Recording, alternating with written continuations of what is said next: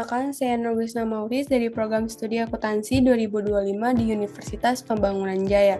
Hari ini saya akan melakukan uji data panel Premier di SPS. Nah, di sini saya sudah punya 5 data tabulasi yang sudah saya siapkan di Excel. Lalu kita akan ke SPS-nya. Di sini kita ke variable view. Lalu kita masukkan nama variabel-variabel yang udah kita punya, yaitu ini LA1 sampai JIT8. Nah, di sini kita pindahkan nama-nama itu. Lalu di sini saya sudah memindahkan nama-nama variabel dari Excel ini ke sini. Lalu selanjutnya kita akan ke desimal. Kita ganti 0. Kita ganti 0.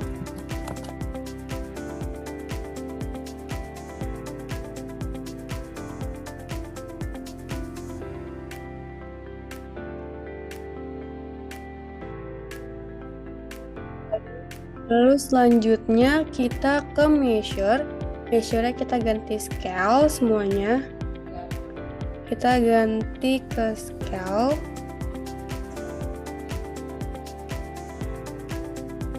Ini kita selanjutnya kalau misal kita sudah ganti semuanya menjadi desimal 0, measure scale, lalu kita ke data view. Habis dari data view kita copy data yang ada di Excel tadi. Kita copy. Lalu kita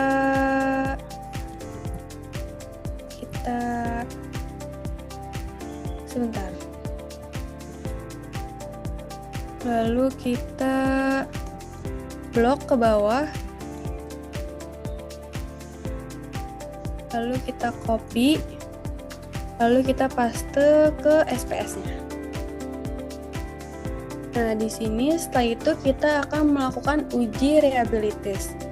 Nah, yang pertama kita ke analyze, ke scale, ke reliability analysis. Lalu di sini kita itemnya itu kita masukkan LA1 sampai LA8. Lalu statistiknya itu descriptive for-nya itu kita centang scale if item deleted.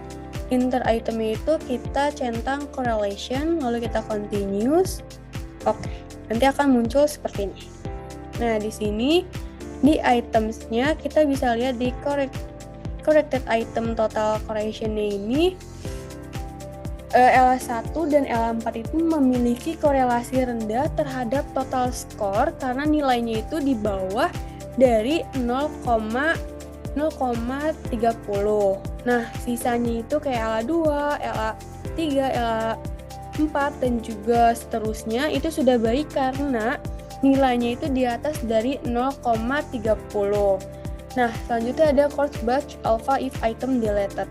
Nah, di sini LA4 ini tuh merupakan item yang paling lemah karena apabila dihapus nilai reliabilitasnya itu meningkat menjadi 0,709. Hal yang sama juga terjadi terhadap LA1 yang meningkat juga reliabilitasnya menjadi 0,664 ketika dihapus. Nah, di sini kita lihat ke reliability statistiknya.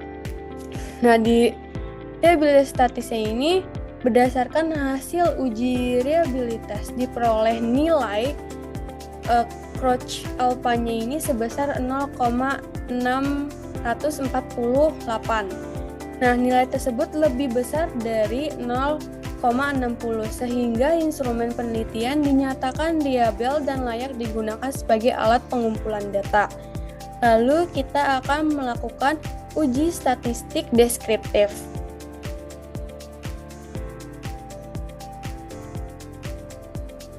Selanjutnya kita akan melakukan uji statistik deskriptif, yaitu kita masukkan variabel-variabel 5 variabelnya itu yang tadi LA, CI, PSC, BSC, dan JIT. Terus desimalnya tetap 0, lalu measure-nya tetap scale. Nah, di sini datanya ke data view, kita akan masukkan skor dari variabel-variabel yang kita punya. Nah, di sini sudah ada skornya, yaitu ini. Lalu kita copy.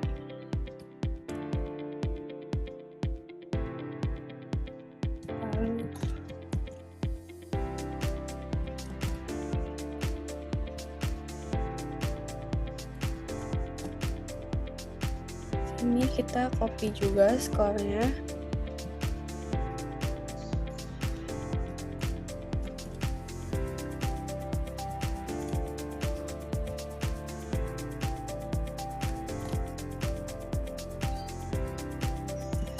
Nah, jika sudah, kita akan melakukan uji statistik deskriptif, yaitu kita ke analyze pertama-tama. Di sini kita ke deskriptif statistik, yaitu kita ke deskriptif. Nah, di sini akan muncul seperti ini. Nah, di sini variabelnya kita pindahkan ke variabel sini, lalu ke option. Nah, di sini kurtosis dan squareness-nya itu kita centang, lalu kita continuous dan oke. Nah, di sini dapat dilihat berdasarkan hasil statistik deskriptif, jumlah sampel yang digunakan sebanyak 100 responden, variabel LI itu memiliki minimumnya itu 28 dan maksimumnya 40 dan minnya itu 33,72 dan standarnya itu 2,417 dan variabel CI memiliki nilai minimumnya 27, maksimumnya 40, minnya itu 33,46 dan standar itu ada 2.837. Nah, lalu selanjutnya VSC minimumnya itu 19, maksimumnya 40 dan minnya itu 32,54 dan standar itu 3.828.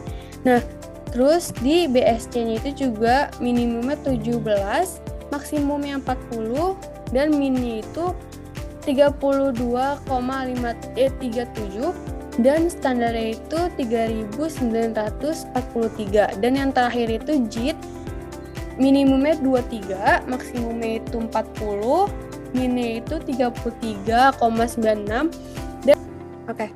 Selanjutnya kita akan melakukan uji asumsi klasik, yaitu yang pertama-tama kita akan ke analyze, ke regression, ke linear. Lalu di sini dependennya itu LA, independennya itu CI sampai JIT. Lalu kita ke plot. Nah, di sini Y-nya itu kita zipred. Nah, di sini X itu series. Lalu kita standar dual plotnya itu histogram dan normal probability plot. Lalu kita continuous, lalu kita pencet oke. Nah, di sini dapat dilihat pada histogramnya bahwa dilihat ini tuh normal karena berbentuk seperti lonceng. Lalu di sini kita lihat ke p-plotnya. Di p-plotnya ini juga dibilang normal karena titik-titik birunya itu tidak menjauh dari garis yang ada di sini. Lalu kita ke scatter plot. Di sini juga dibilang normal karena titik-titiknya itu tidak membentuk suatu gumpalan dan menyebar secara luas. Lalu selanjutnya kita akan melakukan uji multikolinear, yaitu pertama-tama kita ke analyze, lalu ke regression, lalu ke linear. Nah, di sini tetap sama, dependennya itu LA, lalu independennya itu yang CI sampai JIT. Nah, di sini kita ke statistik, lalu kita centang deskriptif dan kolinearitas diagonis, lalu model fit dan estimate-nya kita hilangkan centangnya, lalu kita continuous, lalu oke. Di sini akan muncul seperti ini. Correction-nya itu hasil correction-nya dapat dilihat bahwa tidak ada Selanjutnya kita akan melakukan uji multikoliniaritas, yaitu pertama-tama kita ke analyze, lalu ke regression, kita ke linear, lalu ke statistik, dan kita centang deskriptif dan collinearity diagnostik.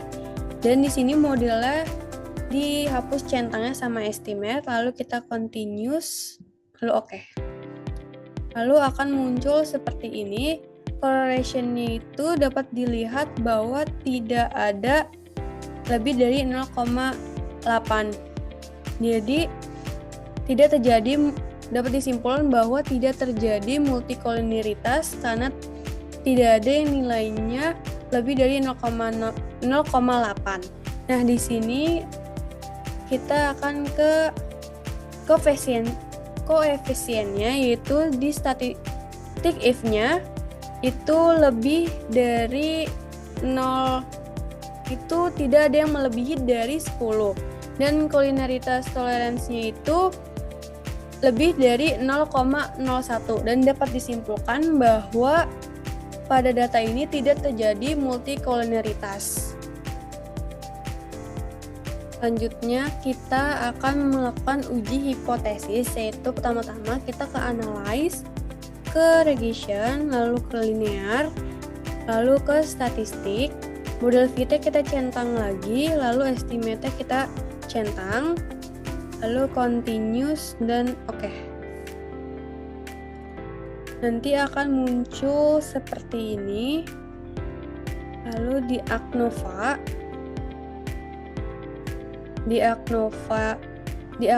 ini berdasarkan hasil uji F diperoleh nilai F hitung sebesar 12,141 dengan tingkat signifikannya sebesar lebih dari 0,001. Karena nilai signifikannya lebih kecil dari 0,05, maka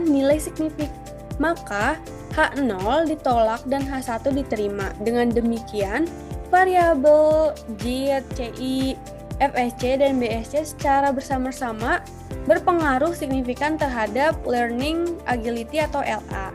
Nah, di sini kita bisa lihat juga di koefisien.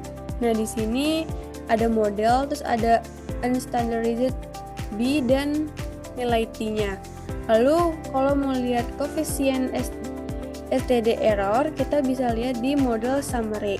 Nah, di sini adjust R-score-nya itu 0,310 atau lebih dari 0,05, dan dapat disimpulkan bahwa nilai dari naik turunnya LA ini dipengaruhi oleh variabel-variabel independennya atau seperti JIT, CI, FEC, dan BSC.